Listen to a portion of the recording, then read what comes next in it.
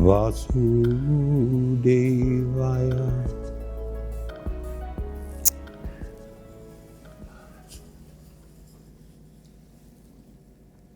So the last few weeks we've been dealing with the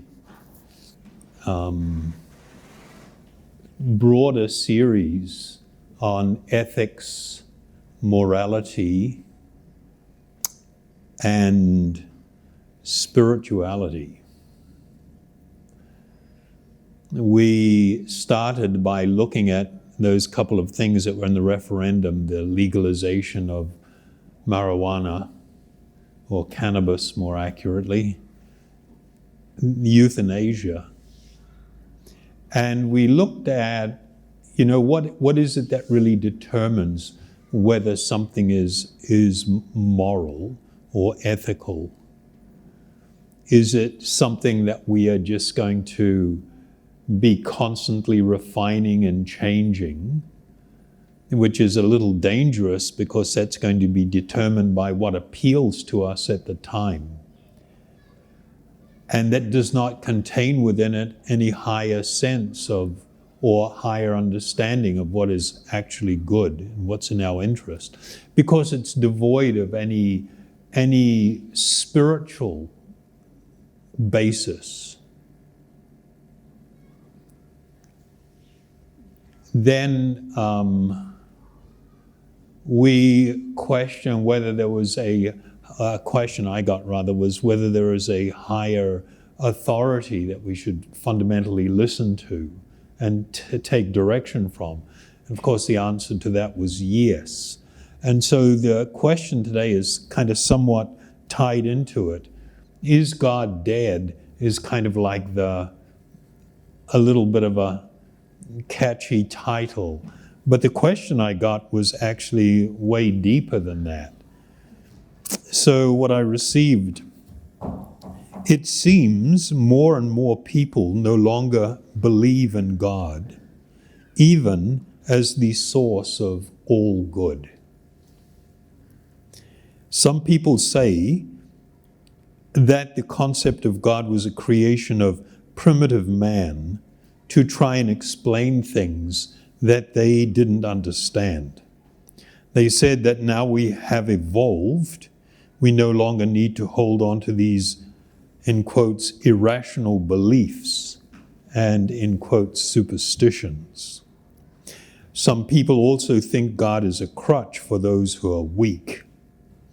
So the question is, in relation to the subject of ethical conduct, when you talk of a higher authority, is that the same as God in whatever form one may relate to that or him? Does God really exist? And how can we know that?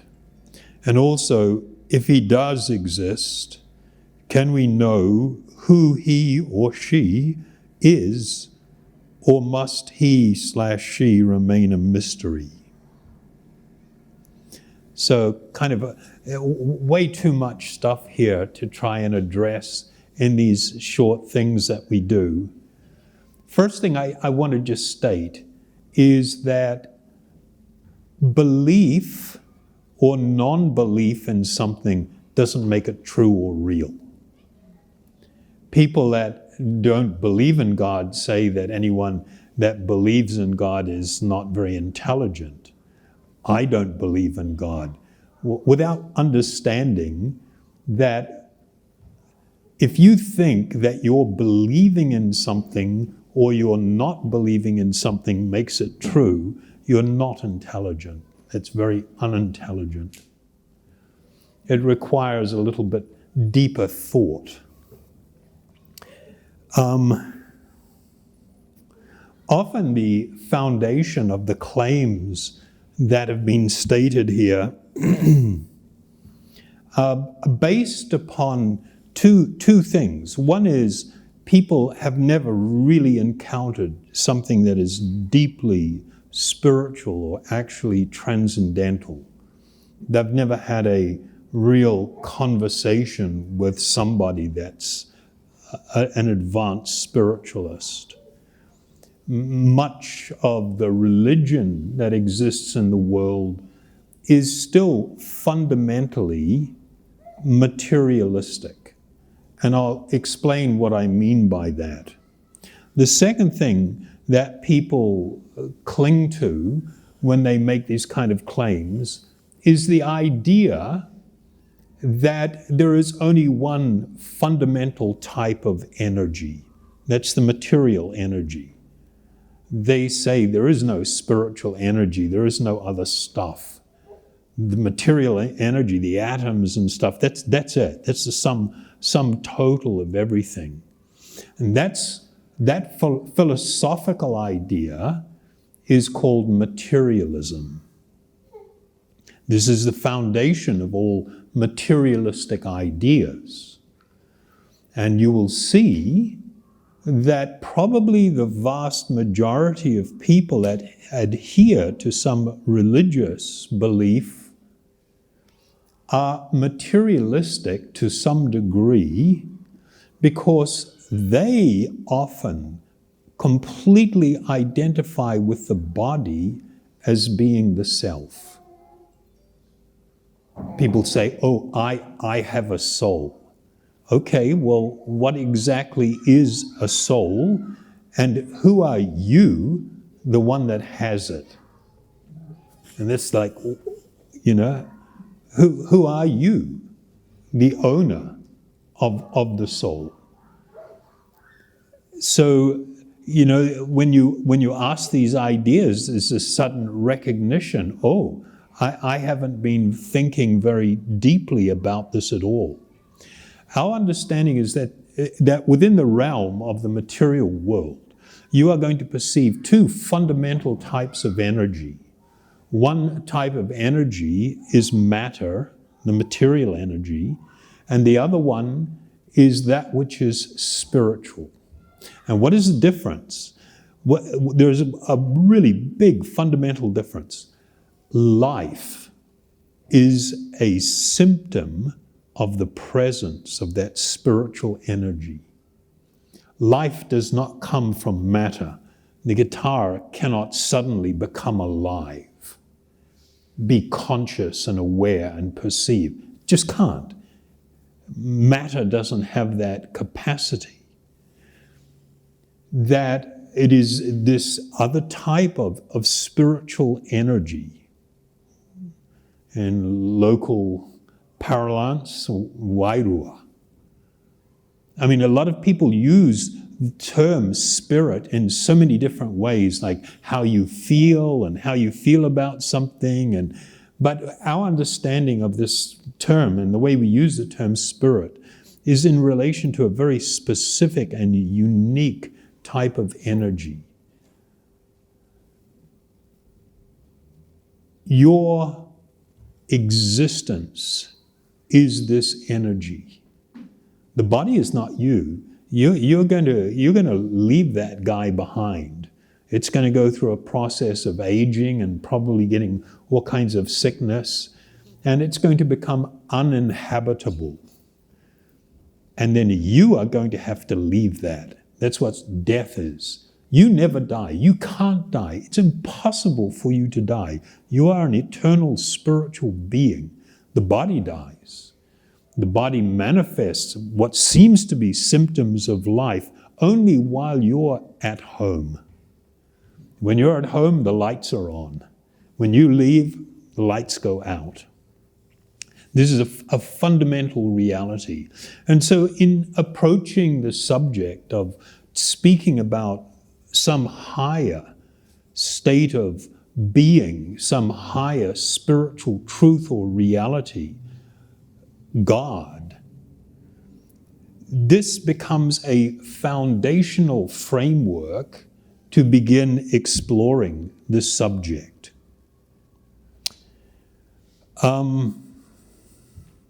The problem is, not everyone is going to understand. There is this huge other subject, the subject of free will and different states of consciousness. So you can have a whole room full of people that listen to the same thing being spoken about spiritual topics or spiritual truth. And some are going to get it, and some are not going to get it, no matter what. And that will be determined by the nature of your consciousness. So, I mean, I'm kind of like looking at the clock here and going like, we just don't have enough time to talk about this. If there's enough interest, we can have another second part of it next week. There is this wonderful verse in the Bhagavad Gita when it speaks about the nature of life, of the spiritual being residing within the body. What's in Sanskrit, the word is Atma. Atma means the self, who you are. You're not the body, you are the dude residing within. And in this verse, it says, some look on the soul as amazing. Some describe him as amazing. And some hear of him as amazing, while others, even after hearing about him, cannot understand him at all. So this is just like a fundamental reality. The idea of proving God's existence is difficult. If a person is not open to considering, the reality of consciousness and how it's fundamentally and inherently spiritual. There is an understanding in the yogic teachings that the mind and the senses are actually somewhat blunt instruments. They are not the best things to use to come to an actual experience of the reality of both the living being, the spiritual being, and God.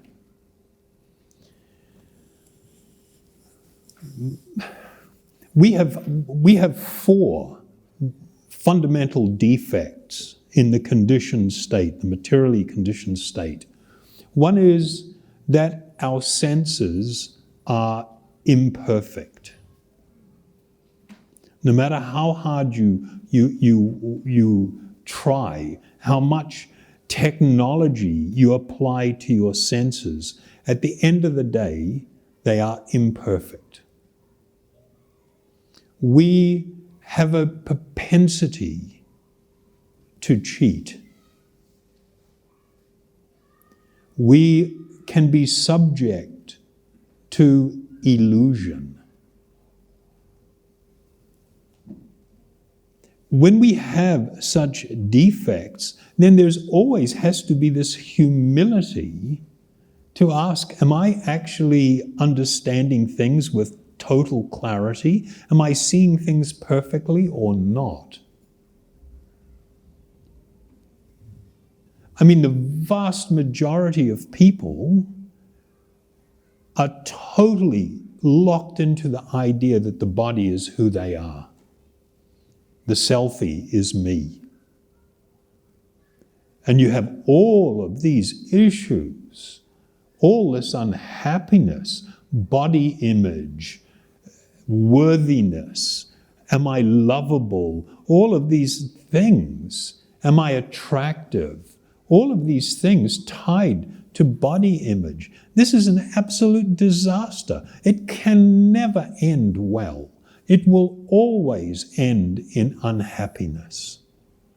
And when you consider that the vast majority of humanity is totally engrossed in this monumental illusion that the body is who I am, and there's complete lack of awareness of my spiritual being, and you want to talk about something beyond that?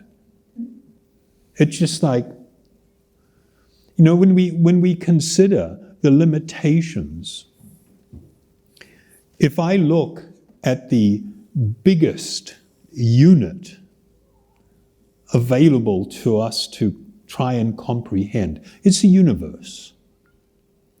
Who can say that they fully comprehend the extent and nature of the universe?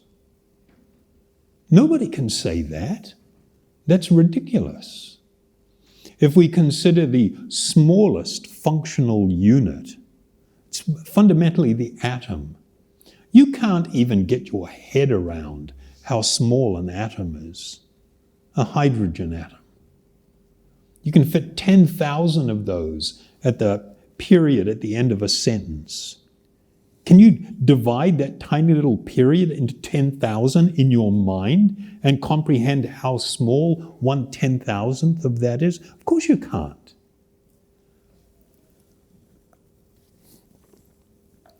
And then somebody's going to get really agitated when talking about God without recognizing that with their faculties, they cannot even comprehend that which is in our grasp, the universe and the atom. We can't even we can't even comprehend that. And if God does exist, he necessarily exists beyond that. And you can't even get your head around the size of an atom, and then you're going to make a declaration about whether God exists or not. That's really not intelligent. It doesn't matter what your IQ rating is or anything, it's just not. Just like last week, was it, when we talked about, is there a higher truth or an absolute truth? And I said, anyone that says there is no absolute truth has just contradicted themselves. Because they're making a statement that they say is true in all circumstances and forever. There is no absolute truth. That is an absolute truth. And you're saying there is no absolute truth. That's a contradiction. But because people tend to be motivated by a self-absorption and to some degree envy, they're looking for ways. Nobody wants to feel that they are going to be accountable to some higher truth or spiritual reality. I mean, if you think like that, even the laws of karma are a total bummer. Even gravity is. We are constantly having to abide by things. If I make the declaration, there is no God, it means I'm saying I am God because I know everything. I am omnipotent. I'm all-knowing. And I can say with certainty, no, there is no God. Well, if you know everything, then you must be God. But then you're saying that you don't exist because you're declaring that you're not true. Is that a bit too complicated or not? It's silly. It's not, for me, it's not very smart at all. And unfortunately, we have so many people in the world today that have fallen under the spell of materialism. And because of that, they struggle with these concepts. I mean, the concept of consciousness. What is consciousness? What is it? There's a scientist that I've got a lot of time for in America. His name's Robert Lanza. He's a biologist. He was one of the first guys to use cloned cells to grow organs. I mean, he's a really acclaimed guy. And he was listed in Time, listed one year, the 100 most influential people in the world. And amongst these 100 were 5 scientists, and he was one. So they're listing him as one of the 5 most influential scientists in the world. He's a big thinker, really big thinker. And has stated, consciousness is not just an issue for biologists. It is a problem for physics. Nothing in modern physics explains how a group of molecules in your brain create consciousness. The beauty of a sunset, the miracle of falling in love, the taste of delicious food, all of these are mysterious or mysteries to modern science. Nothing in science can explain how consciousness arose from matter. I mean, but most people think it has been explained. It hasn't. It's never been explained. There is no theory for how it can occur. That suddenly there were, water and ammonia, which with nitrates in it, and there were these chemical combination where, maybe some lightning, and then magically consciousness manifest. They don't even have a working idea for how this happened. But the claim is that it has happened and it's true. Our current model simply does not allow for consciousness, and our understanding of this most basic phenomena of our existence is virtually nil. Interestingly, our present model of physics does not even recognize this as a problem. So what he's saying is the preeminent requirement for the observation in math, in science, in physics, the preeminent requirement is consciousness. And he's saying the big question is, what role is consciousness playing in your observation and your deduction of things? That's not even factored into anything. Science just turns its back on it because it's just too tough. It's too hard. Then another place he goes on, but even putting aside the issues of consciousness, the current model leaves much to be desired when it comes to explaining the fundamentals of our universe. The cosmos, according to recent refinements, sprang out of nothingness 13.7 billion years ago in a titanic event humorously labeled the Big Bang.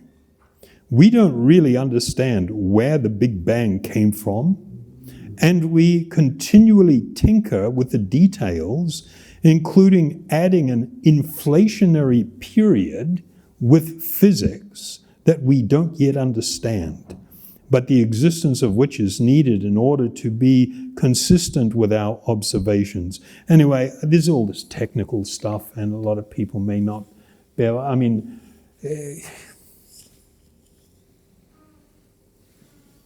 if you are going to actually think that from matter rose consciousness, you've really got a big problem.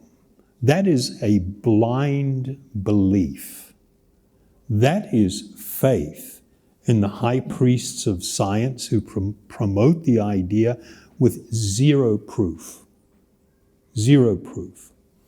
So for ourselves in the yogic system, in the Vedas, yes, they absolutely embrace an appreciation of an ultimate spiritual reality.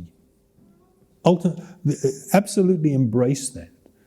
And they embrace the idea that because it is not contaminated by perverse material motivation, the standards established for what is good and what is right are meant only for the purpose of uplifting people and bringing them to a state of self-realization or enlightenment. And one should adopt these. The idea that, just because I don't like the idea, somebody's given me, sometimes the way people talk about God or a higher spiritual truth is sometimes not very developed. People may not have presented the idea very well, or they themselves may have a very rudimentary belief or faith. That doesn't mean that principle of the existence of a higher truth or God is not true. One needs to look a little bit further than the bad examples that they may have run into. The whole process of meditation and spiritual cultivation is for the purpose of self-realization and God-realization. And there are a whole variety of experiences and realizations that can come from that. So the idea of a declaration that God is dead, for me, I don't have very much time for somebody that's, aggressively promoting the idea. If you want to throw it forward as a question, yeah, we can discuss it. But it does require.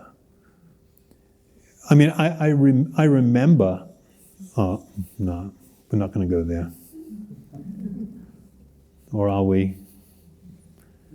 I mean, one time I was, many, many years ago, when I had just gone out to the Philippines, I was invited to go be part of some TV show.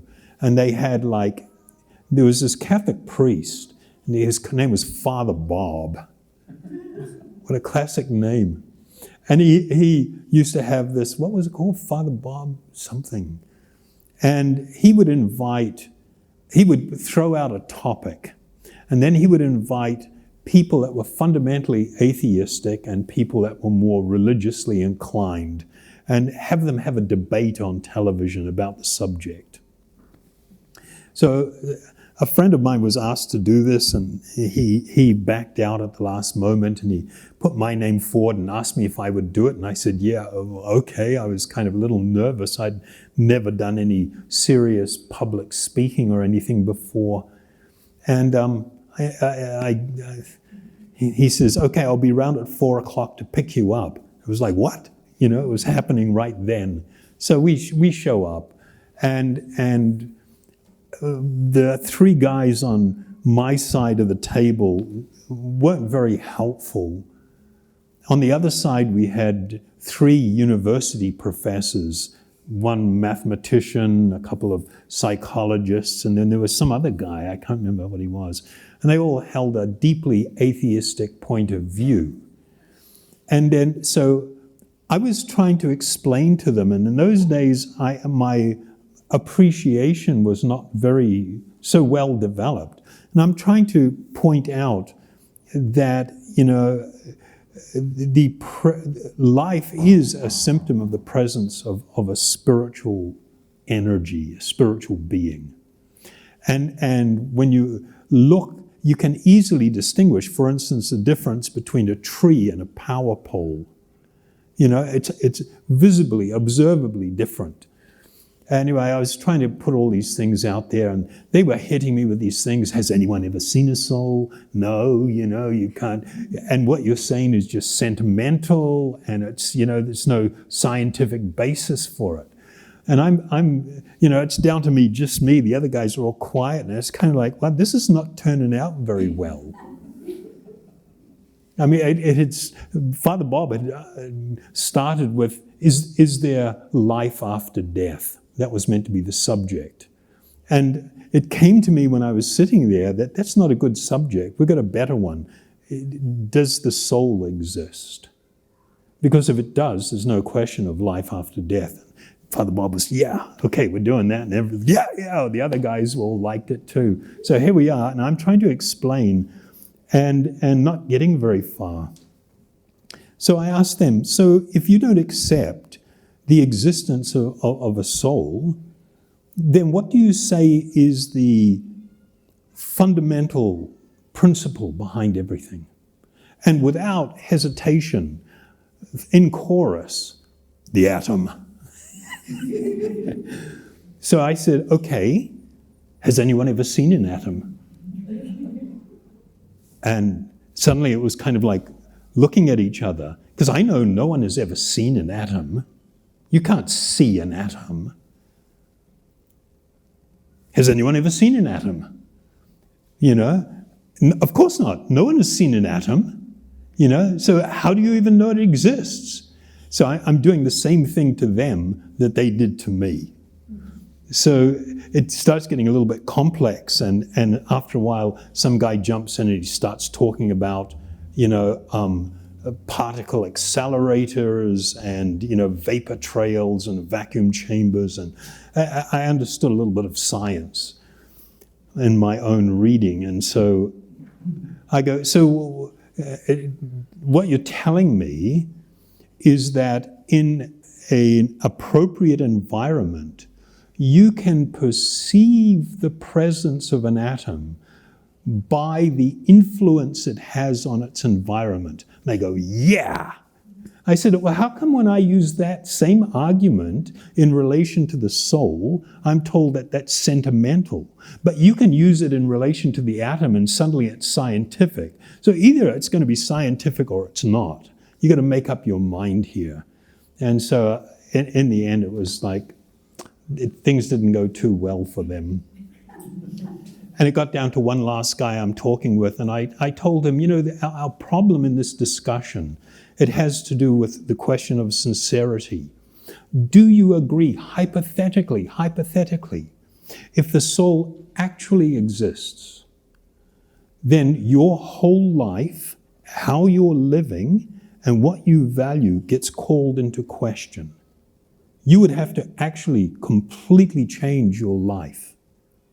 Do you agree with that, just, you know, in principle? And he said, yes. So I asked him, so how, you know, your problem is that before coming here today, you told all the teachers in the university, it's one of the biggest university, you told all of the faculty members to watch you on television. And you told all the kids in your class to watch you on television. And now you are challenged by not wanting to be defeated, which means you are not objectively looking at the discussion and trying to discover whether there's some truth here or not. You're just battling to try and save your reputation. And then he didn't know what to say. He was like shocked. I said, how serious are you really, considering its importance?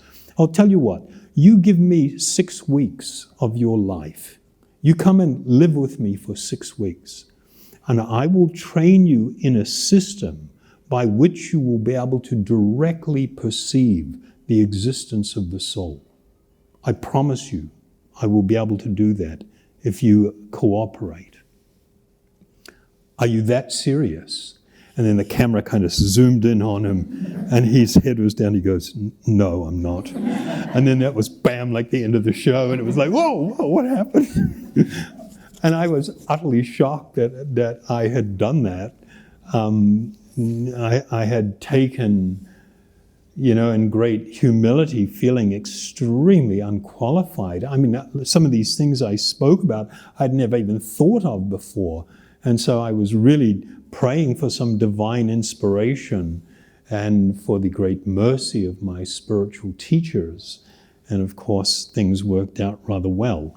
But the point I'm making was that you will see that people will utilize a certain line of argument to try and disprove spiritual truth. But when you use the same line of argument to disprove the importance of material existence, you know, they don't want to go there. So we are affected by our state of consciousness and what we value and what we hold to be important. This process of meditation actually purifies the heart and the mind. It makes it so that we become more open to outside and profoundly spiritual experience and realization. And that experience is real. It is possible to come to know God either in the form of His impersonal manifestation as a great ocean of spiritual energy, or His divine personal existence. That is what spiritual life is for. That is what meditation is for.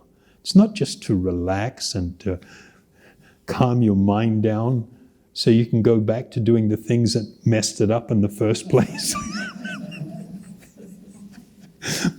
I usually don't talk this bluntly, but might as well.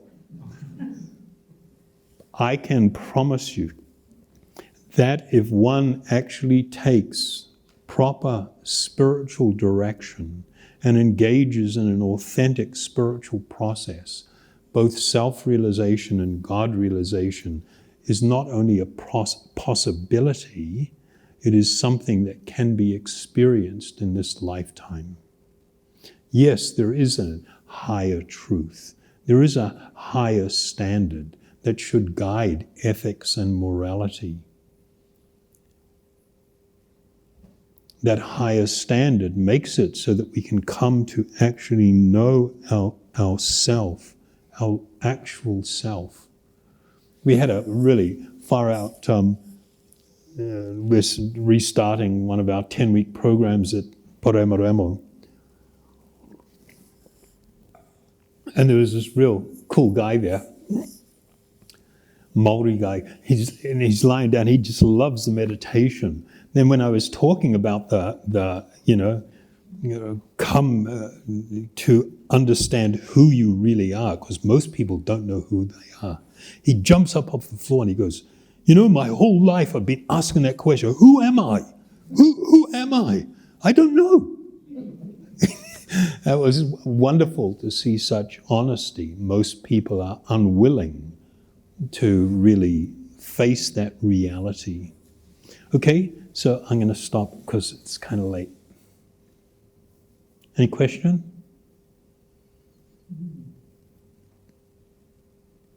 Was that all right? Yeah? Thank you very much. Haribol.